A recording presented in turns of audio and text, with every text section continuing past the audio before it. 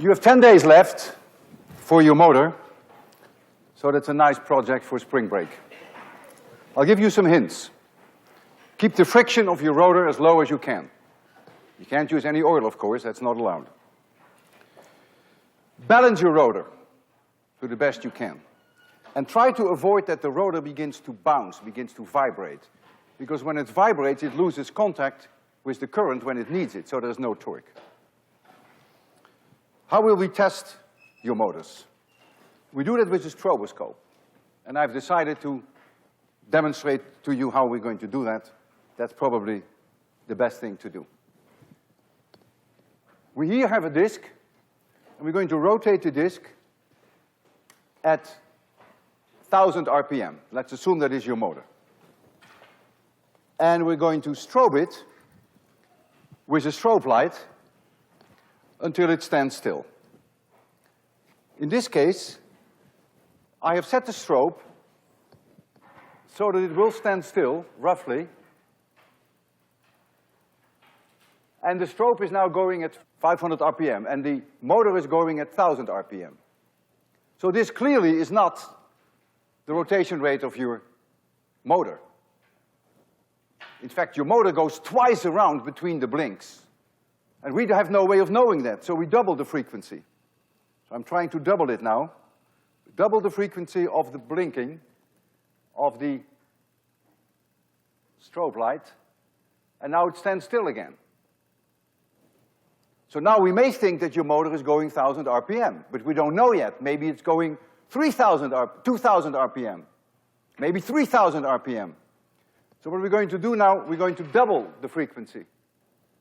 And so we go now with the strobe light to 2,000 RPM. And what we see now is we see a double image. So 2,000 RPM is out, and any multiple of 2,000 RPM is out. So 4,000 is out, 6,000 and 8,000 is out. But what is not yet out is 3,000 and 5,000 and 7,000. So we would have to test for that. On the other hand, I told you already that this motor is going 1,000 RPM, so there's no sense us testing that now. But during the actual contest, of course, we will continue all the way until we are convinced that we have the right RPM for your motor. And so that's the way we will do it. We will put a little bit of white paint on one side of your rotor. So that's the way it will be done. Of course, if your motor is highly unstable in terms of rotation rate, it will not be easy to get a correct number. I want to talk with you about the heart. Our heart has 4 chambers. It looks sort of like this. The left atrium and the right atrium. Maybe this is why it's called the heart. And here is the left and the right ventricle. And here's the aorta. The sole purpose of the heart is to pump blood. About 5 quarts per minute, which is 75 gallons per hour, which is 70 barrels per day, which is about 2 million barrels in 75 years. And it pumps about 70 times per minute. If the blood to your brain stops for about 5 seconds, you lose consciousness. So it's 5 skips of the heartbeat, and you're down on the floor. And 4 minutes later, permanent brain damage. The way the heart works is absolutely mind-boggling. Extremely complicated. Nature had 1 billion years to design it, but nevertheless, it's impressive. Each heart cell is a mini chemical battery, and it pumps ions in or out as it pleases. In the normal state, each heart cell is minus 80 millivolts on the inside relative to the outside. There are some cells which are called pacemaker cells. They are located in a very small area, about 1 square millimeter, near the atrium, the right atrium, and they change their potential from minus 80 millivolts to plus 20 millivolts. Now, why they do that is a different story, which I will not address. Once they go to plus 20 millivolts, the neighboring cells follow, and a wave propagates over the heart. I'll make you a drawing shortly. So the wave first moves over the atrial chambers and then over the ventricle chambers. And when the cells are at plus 20 millivolts inside relative to the outside, they contract. So they form a muscle. The whole heart is one big muscle. And after about 0.2 of a second, the cells return to minus 80 millivolts, and this wave goes from below to above. And then the whole thing waits again for another message from the pacemaker cells. Takes about 1 second, and then the whole process starts all over. Now I want to be more precise. Here is one heart cell. So this is about 10 microns in size. And this cell has 80 millivolts with respect to the outside. So that means it has repelled positive ions. And so the inside is negative, and there is no E field here outside, because if you put a Gaussian surface around here, there is no net charge inside. But there is, of course, a electric field across the walls here, from plus to minus. Now the depolarization, which is the change to the plus 20 millivolt state, starts, and it starts from above. And I will assume now that it is not plus 20, but 0 millivolts, and it's easier to see. If we have this cell, and the wave is, say, halfway down, and this is now 0 millivolts, then there is no longer minus charge here and no longer plus charge here, because 0 millivolt relative to the outside world, so there is no electric field across here anymore. So, in other words, what the cell has done, it has moved positive ions back in. But here, the situation is still as it was before. So this is still at your minus 80 millivolts. And if you look now, you have here a minus layer on top of a positive layer. Positive here, minus on top. And that creates an electric field which has roughly the shape of an electric dipole. Has this shape. So as the wave goes through the cells, only then do they create a dipole. And we call this the depolarization. A little later in time, when this wave has passed, the whole thing is plus 20 millivolts. I chose 0 here, but it really goes to plus 20. This is just easier to explain. So that means that now the inside is plus, so positive ions are now inside, negative ions are outside, and the E field here is again 0. Now there is the repolarization wave, which comes from below, when it goes back to minus 80 millivolts. And I will again do the same trick that I did before. I will just assume the wave is halfway, that it is not minus 80, but that it is 0 millivolts. So there are no charges here, but the charges here are unchanged. So what do you have now here? You have a minus layer on top of a plus layer. So you have exactly what you had before. So again, you get an electric field, which is an electric dipole field, which has again the same shape. So what's going to happen is the depolarization wave is going to run down, leaves behind here the cells at plus 20 millivolts when they are contracted. So this part of the heart has already pumped, and it moves down. And only the cells where the depolarization occurs, that's only the ones on the ring, contribute to that electric dipole field. If there is no wave, which is a sizable fraction of the heart of the cycle, there is no wave, then there is no electric dipole field. And when the repolarization goes in the other direction, when the heart relaxes because the cells go back to minus 80 millivolts, then again there is an electric dipole field, but only from the cells through which the repolarization wave moves. And you can very easily see that the electric dipole fields of all these cells here support each other. So you get a dipole field from the heart. And so if I make you look at your heart, so this is you,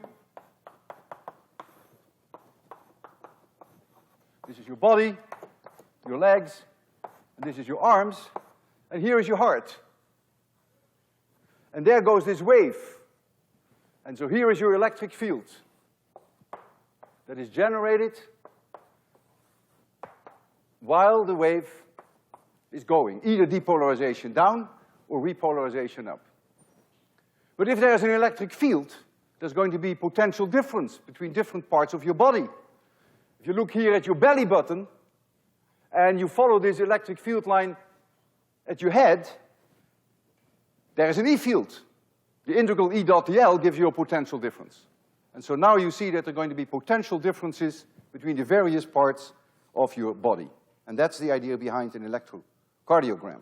Typically there are 12 electrodes attached to arms, legs, head, and chest to get as much information about the heart as we can. And the maximum potential difference between two electrodes in general is not more than about 2 to 3 millivolts. I'd like to show you a healthy heart cardiogram of a healthy person. I have that here.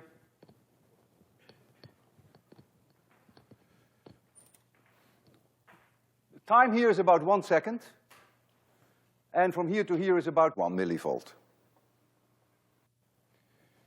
The P wave, we call this the P wave, that is observed when the atrium is being depolarized, so when the depolarization wave goes over the atrium. A little later it goes over the ventricle, and you get a larger potential difference because there is more muscle in the ventricle. So that's why this R wave is higher. The T wave is the repolarization, when the wave goes back over the ventricles. The dipole field is in the same direction, remember? That's the T wave. It's not known, at least it wasn't known until recently, what causes the U wave. I talked to a heart expert about this, Professor Cohen at MIT, and I was surprised to learn that it's not known what the U wave is about. Not everyone's cardiogram looks as healthy as this one. There is a terrible disease. 400,000 people die of per year in the United States, which is known as ventricular fibrillation, also known as sudden death. The ventricles fire without any message from the pacemaker wave, and there's random non-synchronous depolarization. So the heart doesn't pump anymore. In 5 seconds you lose consciousness on the floor, and in 4 minutes you have permanent brain damage. In hospitals, heart patients are being monitored, and as soon as it's noticed that there is something wrong like this, so severe as the fibrillation, ventricular fibrillation, then they apply electric shock treatments. They have to be fast, you only have a few minutes before you get brain damage. And 3,000 volts is applied, 1 amperes, for about 1/10 of a second. Large plates are being used on each side of the chest. And this, of course, is enough to kill the patient. But it makes little difference because the patients would have died anyhow. Heart patients can also get synchronization problems, and then they implant a pacemaker. So it's a circuit. And this pacemaker takes over the role from the pacemaker cells. When the heartbeat rate falls below a certain rate, the artificial pacemaker takes over, about 10 milliamperes for half a millisecond, and it does it 60 times per minute. And so it triggers then the depolarization wave. These pacemakers are susceptible to influences from the outside world, and one person's pacemaker stopped, for instance, every 10 seconds due to a radar sweep from a police car. It's also possible that you get a built-in defibrillator. In other words, a system that gives you electric shocks when sudden death might otherwise occur. So it senses that something is wrong, that the ventricles go into fibrillation, and then it applies all by itself 650 volts, about 5.5 milliseconds, up to 5 to 10 amperes. And that's not enough to kill the patient, and the whole idea is sort of a wake-up call to the heart to get it back into synchronization, to get this depolarization wave being synchronized again. So clearly, I would like to show now a heart cardiogram of a student, and I prefer to have a healthy one to avoid some difficulties. You feel strong? You're a healthy person? You don't mind volunteering? You tight pants. We have to do something about it. Okay, why don't you sit down? Well, there's nothing. Come in. We'll find a way. All right, so we have to attach. We don't have 12 electrodes. We only use 3. And the first one, that's why I was worried about your tight pants. Can you roll them up a little? Okay. Oh, this one goes here. Let's hope that it makes good contact. Now the others go on your arm, and we need very good electrical contact, and therefore we put some conducting grease on there. We'll make it a bit of a mess, but we'll give you a chance later to clean up. So let's first put this one. You're relaxed, right? Yes. Yes, of course. So can you roll up your sleeve there? Very good. And maybe you can put this over your arm, yeah, yeah, that's good. High up. Oh man, boy, you have muscles. All right. Just relax. If it hurts a little, well, that's the way it is. We need good contact. Okay, now your other arm. Again, a little bit of gooky stuff. Oh, you need another rubber band, so put it around your arm, high up. That's good. Yeah. All right. So now it's very important that you relax, because when you start moving, the other muscle cells will also produce electric dipole fields. And that we don't want, because then that will be overpowering. All right. I'm going to make you take a look at this. Yeah, everything okay? So I'm going to change the light situation so that you can see shortly there what's coming up.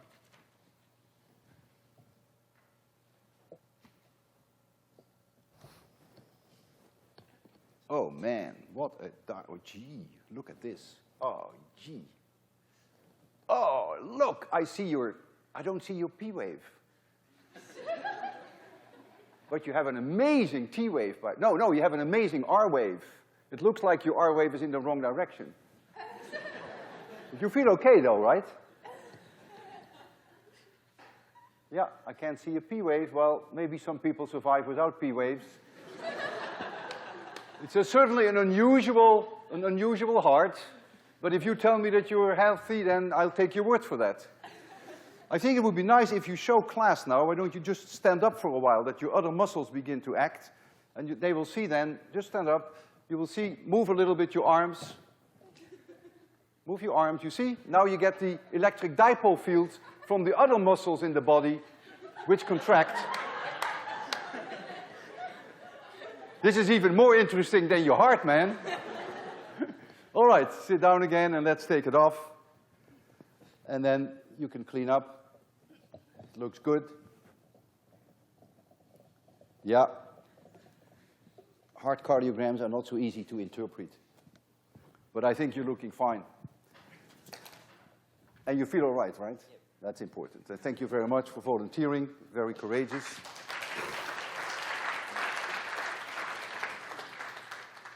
Yeah, make sure you clean that stuff off. It's water soluble, so it's not so bad. What is your name, by the way? Danny. You were a great Danny.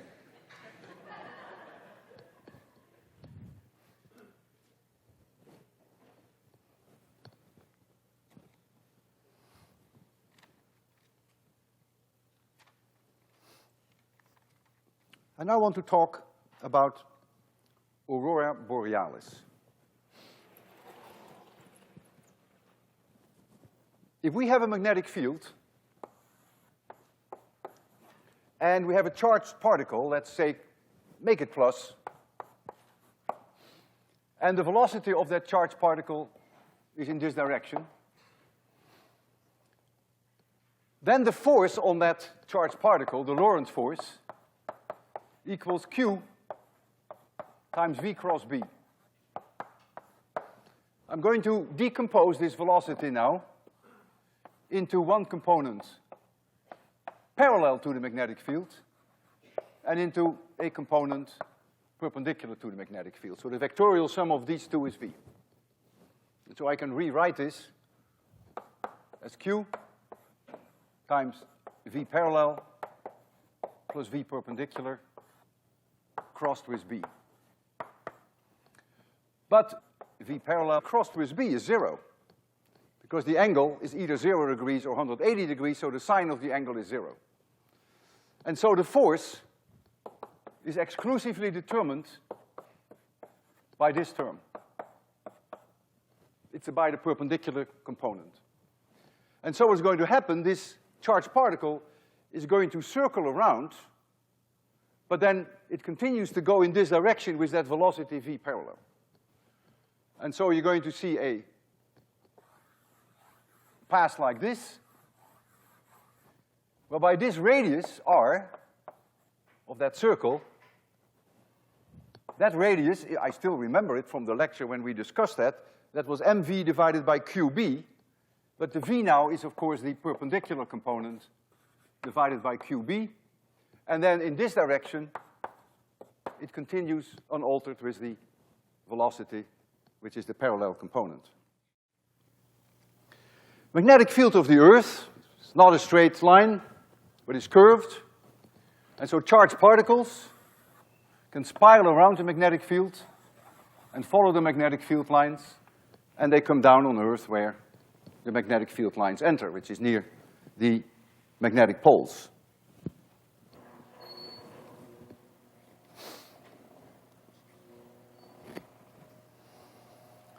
The sun emits a plasma. Plasma is highly ionized, electrons and protons. We call that the solar wind. Sometimes it's strong, sometimes it's weak. And when it reaches the Earth, it ionizes the upper atmosphere of the Earth, and then it produces light.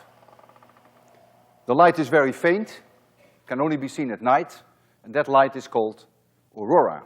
And we here call it northern light, but I'm sure that people in the southern hemisphere, they call it southern light. When the sun is very active, it can be breathtaking, really absolutely fabulous. The aurora can change very fast on timescales of seconds to minutes. And it is, of course, strongest near the magnetic poles, and so you rarely ever see it in Boston. It can have very bright colors. Red, green, white is the most common. And the color that you will see depends on the energy of the charged particles as they come in, but also depends on whether the nitrogen molecules in the atmosphere or the oxygen molecules are being excited. Also depends on at what height in the atmosphere the ionization occurs. I've seen it quite a few times in my life. I did hiking in the Adirondack where I saw it. I've seen it from Calgary in Canada.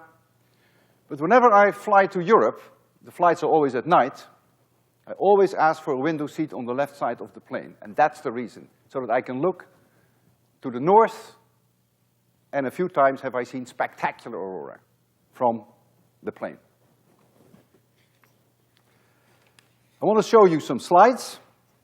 If you visit the 802 website, I made some links for you to some fabulous slides of aurora, but now I want to show you a few that I have here. Can I have the first slide? This is white aurora, like a nice curtain. Not so uncommon, can change on timescales of minutes to seconds. As I said, you can only see it at night. It's very faint. The next slide, you see another remarkable example of aurora, white aurora. Strange shapes, very unpredictable, and the moving, it's like looking at a movie when you actually see aurora. The next one is red aurora, like a wonderful curtain coming down. For reasons that are not so easy to understand, maximum light comes from a ring which has a radius of about 500 kilometers from the magnetic pole. And the next slide shows you a picture taken from a satellite, which is 3 Earth radii away from the Earth. This is taken in ultraviolet light, and you see beautiful this ring. So this radius is roughly 500 kilometers. And here is one of the magnetic poles. I don't know whether it's the North Pole or the South Magnetic Pole. And the next slide shows you something similar. If you look only at these 4, they are taken 12 minutes apart, again in UV, and you see here a crossbar. I don't know how to explain that crossbar. It's called theta aurora. Obviously, why it's theta goes without saying, right? Amazing, and this is these are 12 minutes apart, so that gives you also an idea of how fast this can change. Here it's very dark, and here it's very bright. So the changes are quite dramatic.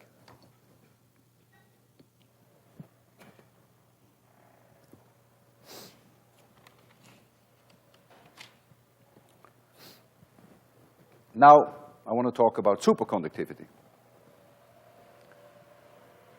Superconductivity was discovered by a Dutch physicist.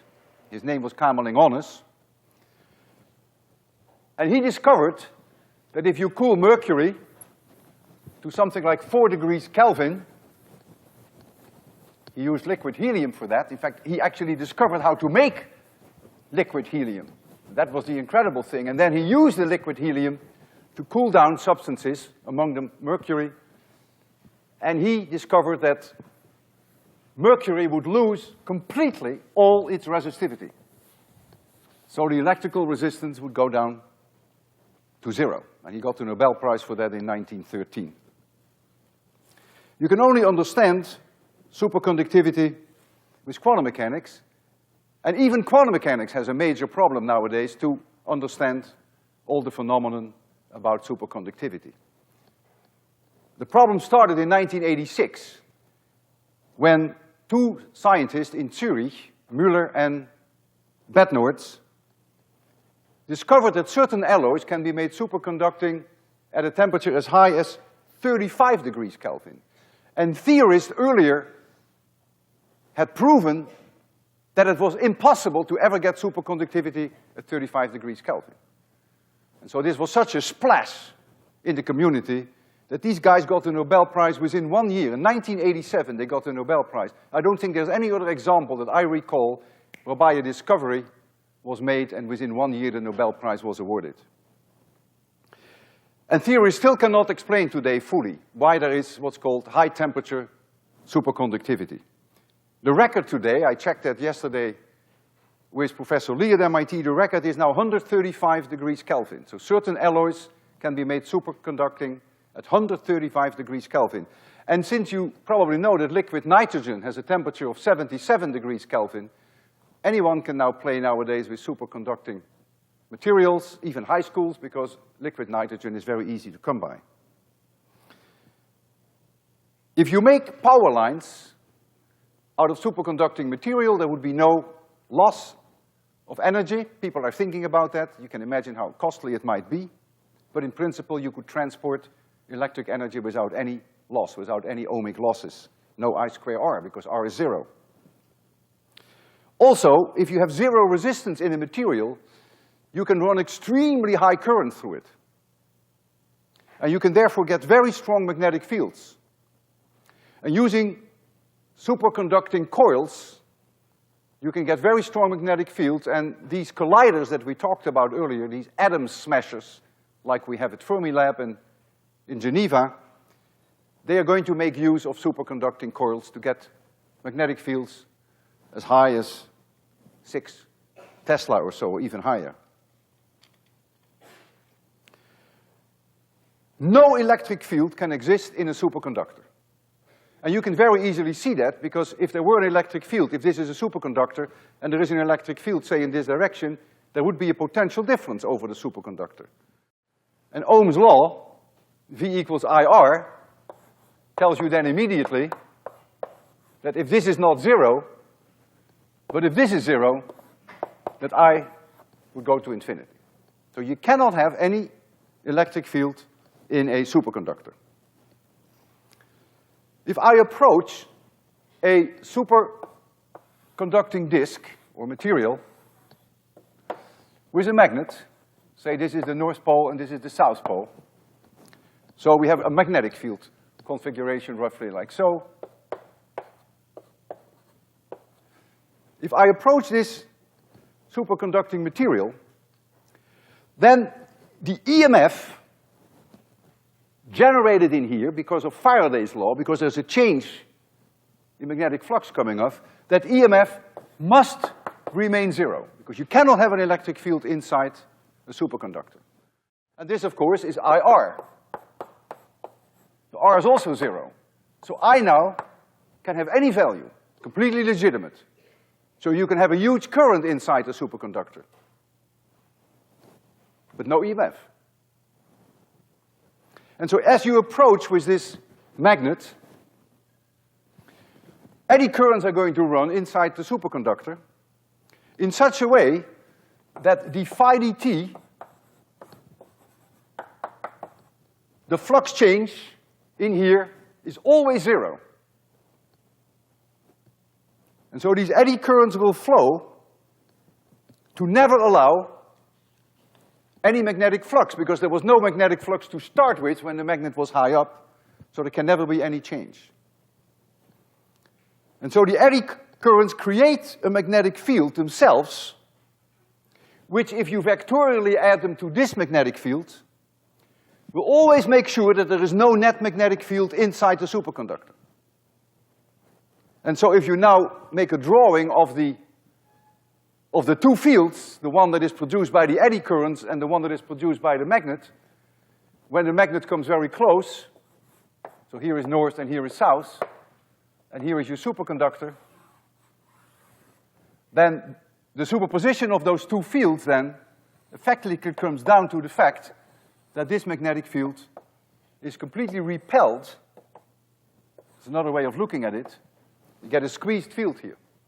But that is the superposition of two magnetic fields, one produced by the eddy currents and one from the magnet.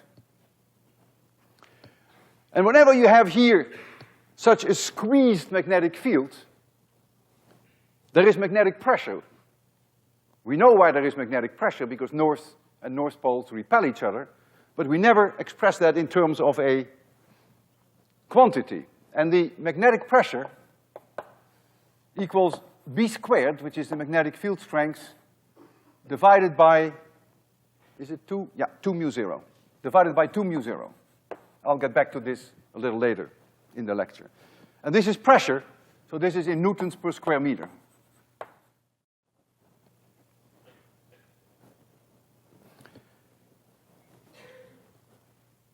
This is not entirely new, this idea of pressure, because you may have seen at people's desks, nice conversation piece, you have here a magnet, and you have here a magnet, and this is a wooden stick, there's a hole in here, and there's a hole in here, this is North Pole, South Pole, North Pole, South Pole, and they repel each other. That's magnetic pressure, it's the same thing. And if you drew the magnetic field configurations here, go like this, that's the magnetic field from this magnet, and this would be the magnetic field from that magnet. You get the same idea, you get magnetic pressure there.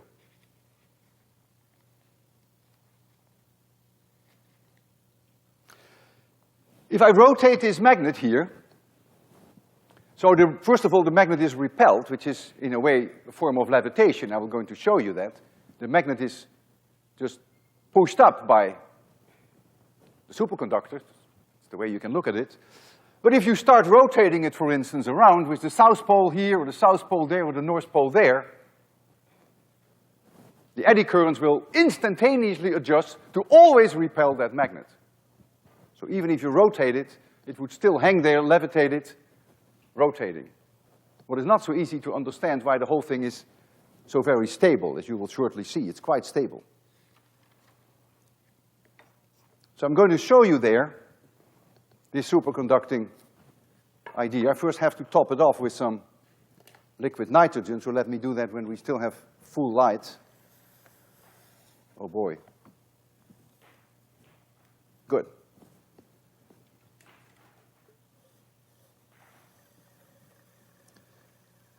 So I have to top it off, and this disc, which is about an inch in diameter, is going to be superconducting. I can even tell you what kind of material it is. It is a copper oxide mixed with yttrium and barium, and it becomes superconducting at 90 degrees Kelvin, and liquid nitrogen is 77 degrees. So we're going to put a small magnet on top, which we will levitate. And for that, we're going to have the following light situation. And, of course, you want to see it also, don't you? And you want some light. So there you see the disk, which should be superconducting now. And here comes my little magnet, so there is no magnetic flux going through there. It itself is not a magnet. But now I'm going to come close with a magnet, and the eddy currents go nuts in there, and it just floats on top. It's amazing, isn't it? So this is magnetic levitation, and you can rotate it around, and the eddy currents adjust instantaneously. And there it is.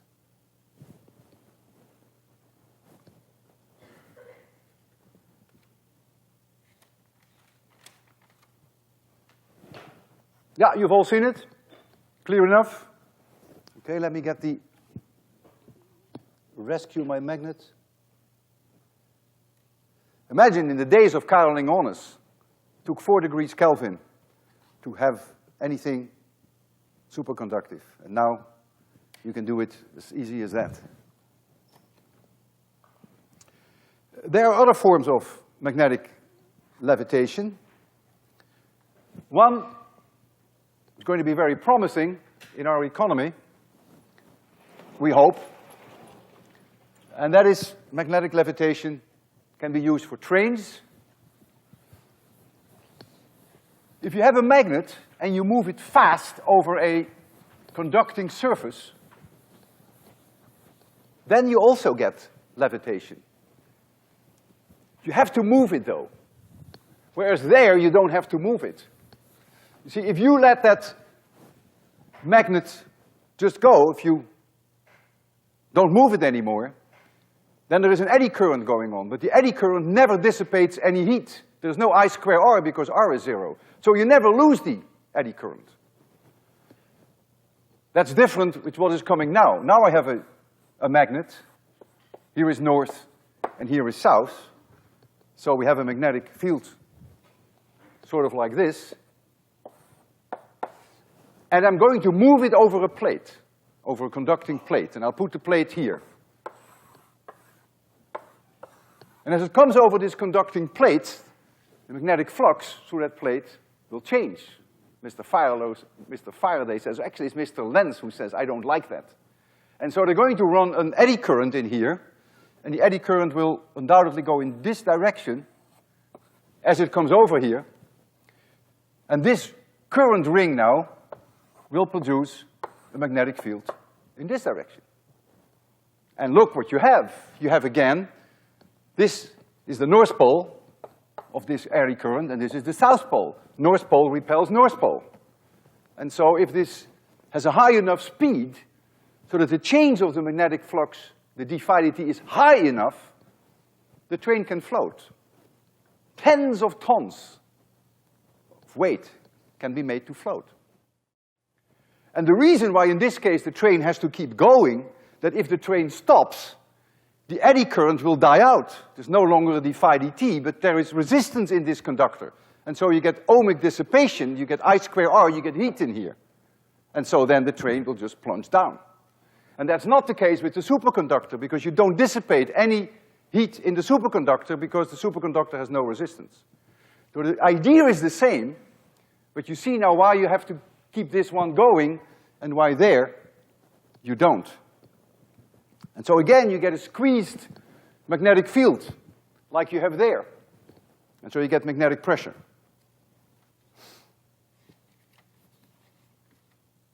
Japan and Germany are really the leaders in the world in the technology of maglevs. That's what these trains are called. The United States is trying to catch up. There's an enormous reduction in friction if you can have a train that is not in contact with the rails. In fact, speeds have been recorded up to 340 miles per hour. Both Germany and Japan have test trains, prototypes, in operation. The United States has made a commitment to build a maglev train to go from Washington, D.C. back and forth to Baltimore. Should be ready in the year 2007. The costs per mile are about $30 million per mile. Now that may strike as high, but keep in mind that if you build a four-way highway, that's also $30 million per mile. So it's no more expensive than a four-way highway. And again, when you visit the 802 website, I made several links to maglev sites. I advise you to take a look. Now there is a third form of magnetic levitation, whereby we don't need any speed and we don't need any superconductors, but we use AC, we use alternating current. And that's also easy to see now. Here is such a coil, and we run AC through it. So at one particular moment in time, let's say the magnetic field is like so, and maybe is increasing. Then, of course, the magnetic field turns around, up, down, because it's AC. And now I have here a conducting plate. And I put this above this plate. But now I have this continuous magnetic field change. So I have a continuous change of magnetic flux in that plate. So as this magnetic flux, as the B field down is increasing, you're going to get an eddy current running in this direction, which will create a magnetic field in that direction. And you're back where you were. You again have North Pole, South Pole, South Pole. So again, the eddy current in the conducting plate is responsible for a magnetic field, and the two repel each other. So a little later in time, the magnetic field strength will decrease. When that happens, the eddy current will reverse direction and the two will attract each other.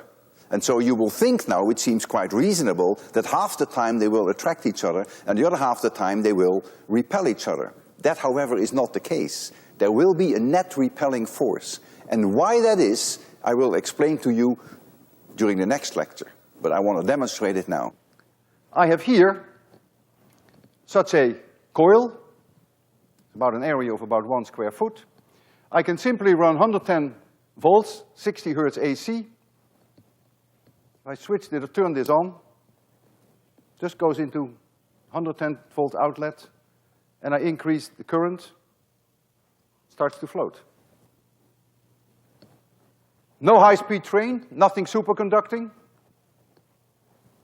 What do you think will happen when I turn it over? Excuse me? Of course it will float again. The eddy currents just adjust themselves at any moment in time, and they will always make it float. So this is another interesting form of magnetic levitation. So we have the superconducting way, whereby there is no dissipation in the disk. So those currents never die out. Then you have the case of the train, if I call that the train, the magnetic levitation, whereby you have to keep the speed going, because if you don't have the speed, then you don't have enough magnetic flux changes in the surface, and so you don't have the eddy currents. The eddy currents would die. You get heat dissipation. And then there is the third case here, whereby you simply have a changing magnetic field in the coil with AC, which then creates a changing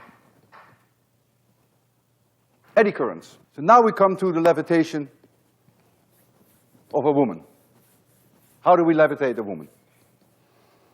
Well, the secret must be in that equation. P is B squared divided by 2 mu 0. We have a coil which is about 1 square foot, so the area of that coil is about 0.1 square meters. And so our goal was that we should be able to lift, let's say, a 200-pounder, to give ourselves a little bit of leeway.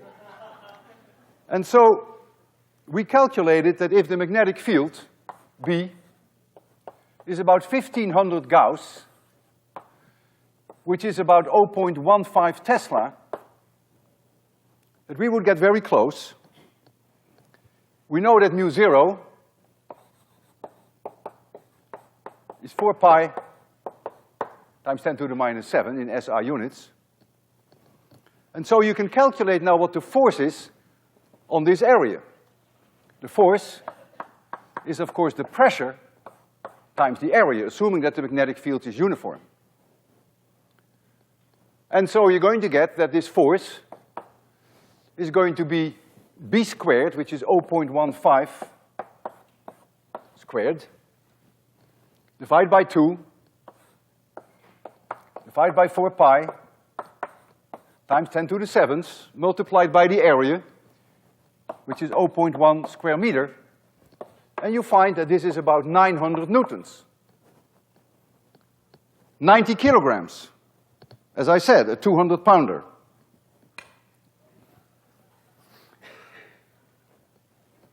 Then we tried to get this magnetic field, and believe me, Marcos and I and Bill, we really tried.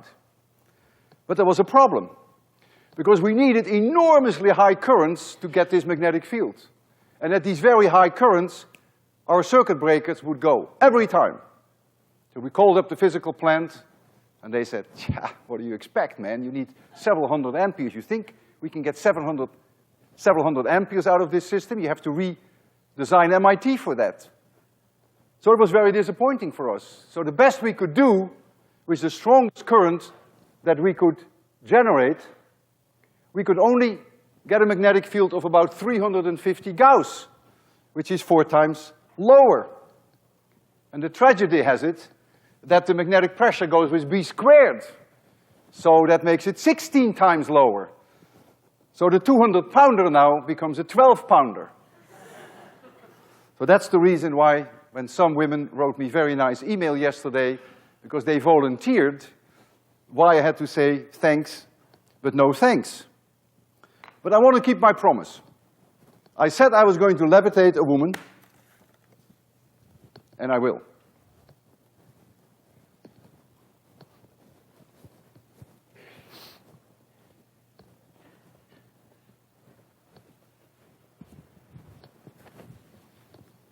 And here she is. And as far as we know, it is a woman.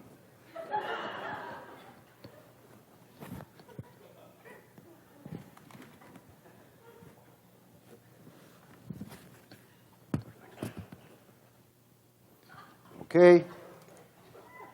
Give her some room. She deserves. We ready for that? And there she goes.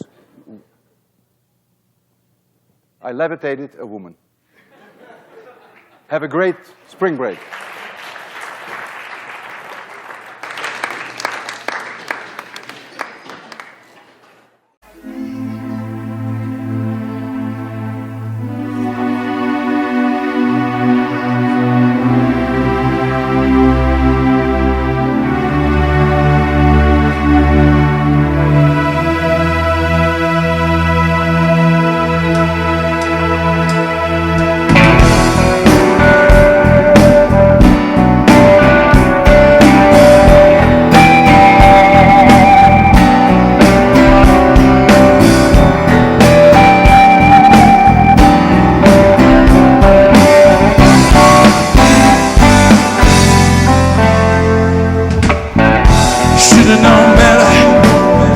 go along.